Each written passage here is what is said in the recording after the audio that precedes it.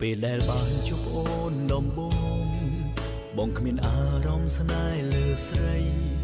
តែយូរយូរទៅក៏ស្នេហ៍ថ្លៃមិនដឹងខ្លួនព្រោះតែទុំវិលអរបងនោះល្អបានធ្វើឲ្យបេះដូងបងអង្រួនស្រឡាញ់ស្ងួនភរិយាល្អរបស់បងដឹងទេ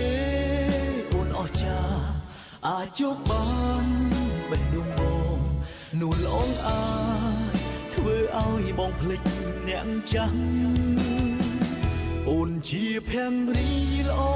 មានចិត្តស្មោះសរបងស្ញប់ស្ញែងអូនខំប្រឹងប្រែងតស៊ូនៅក្នុងជីវិតបងពិតជាមានមោទនភាពដែលមានសំណាងបានអូននៅចិត្តអរគុណណាស់អូមិត្តដែលព្រមរួមក្បែរបងពេលដែលបានជួបអូនដំបូងបងគ្មានអារម្មណ៍ស្នេហ៍លើស្រី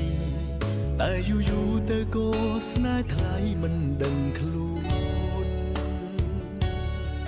ព្រោះតែទុំវិលអរបងនោះល្អ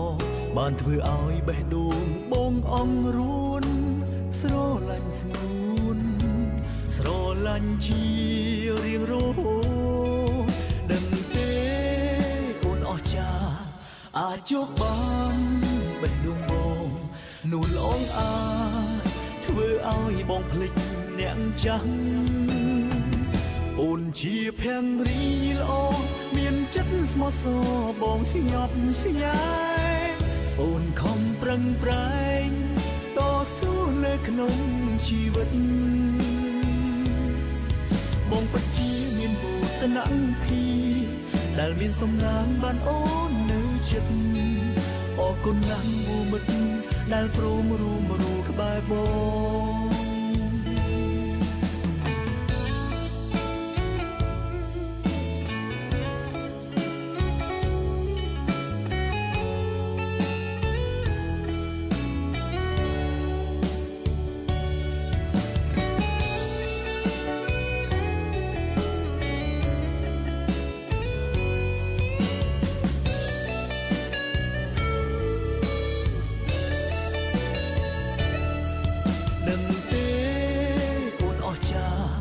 អាចជួបបាន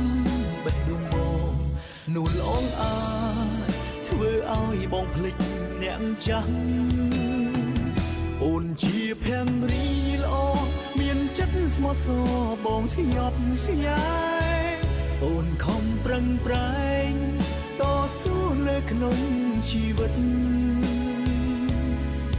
បងពិតជាមានមោទនភាពដែលមានសំណាងបានអូននៅចិត្ត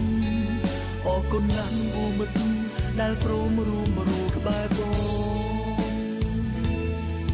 អរគុណណាស់អូមិត្តដែលព្រមរួមក្បែរបង